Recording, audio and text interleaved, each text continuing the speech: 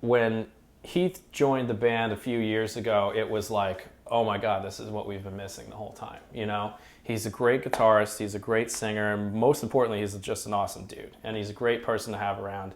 And the chemistry that we have on stage is like, yeah, I don't know. I can't explain it. You know, it was one of those things where the first time we even practiced with the dude, by the time we got to the first chorus of the first song that we ever played together, which was Lady in a Blue Dress, I just remember all of us looking around the room at each other going, yes, this is what we need. So that being said, we were like, hey, you know, will you come and do the DVD? You know, it's going to be really special for us just in general, and really special if you're there to do it. And you know, as you know, he said yes, and here we are. We asked Heath to come back for the last two shows, the last show, so that we could kind of get back into the swing of things with playing with Heath. And then obviously tonight to do the DVD. We just felt that, you know, Heath has been with us for the majority of the band's lifespan, and we figured it was just only fair to fans, and it just felt like it was the right thing to do, to have like the band back for the DVD. I mean, the band's never done this before, and we talked about it and feel like the five of us is the best lineup that the band has ever had. And if we're going to document it, we should do it with that lineup.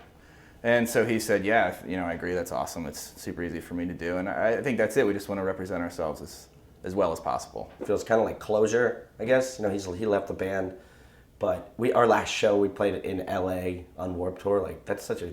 The last time you played with him besides? Yeah, it was such a shitty way to be like, okay, that's it. You know, Totally. after Warped Tour, everybody just wanted to go home.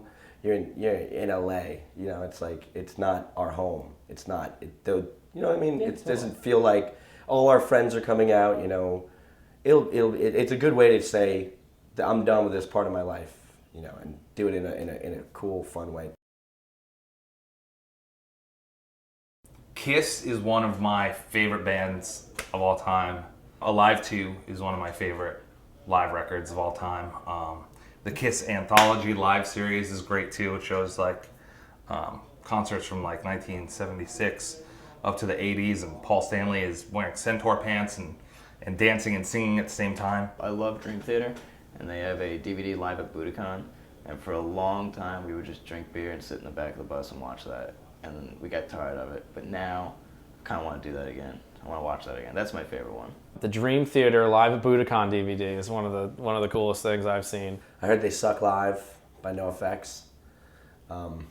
That's a great live record. There's a Muse DVD called Hullabaloo that came out a while ago. Like, you know, were already gigantic, but it was before they really broke into the mainstream, especially here. From like it was from a couple of their earlier records. Most of the live stuff I like are bands that, I don't know, more jazz stuff, I guess. I think that a lot of current live records are kind of just studio records with crowd noise mixed in for the most part.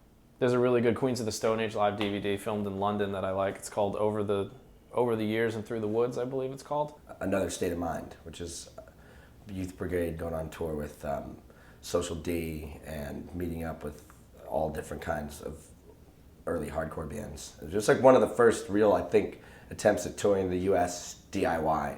Led Zeppelin did some real good live stuff and things like that, but I mean, I think for live stuff, I more enjoy musicianship that's a lot more just kind of interactive and improvised than I would say most of the stuff. Although I do really like the Cure's live DVDs, but they're kind of their own animal, I think.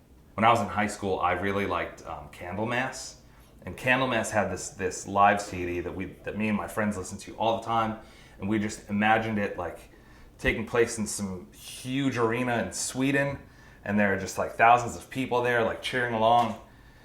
But years later, we found a live video from that show, and it was actually filmed in like a high school gymnasium, and there looked like there were 45 or like 50 kids there. And it was just like, it was a shock to me to see what was actually happening at that show when like I'd had a different picture in my mind the whole time.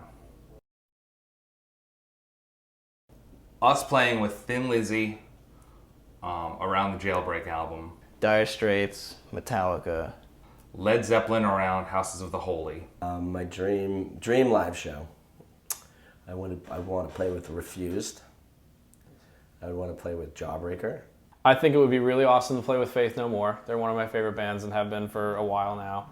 And now that they're back together, sort of, let's cross our I can fingers. see it. I don't think it'll ever happen, but I can see it. cross our fingers. I'd like to play with NoFX. That would be awesome. We have played with NoFX, but that'd be cool if they played too. NWA around 100 Miles and Running.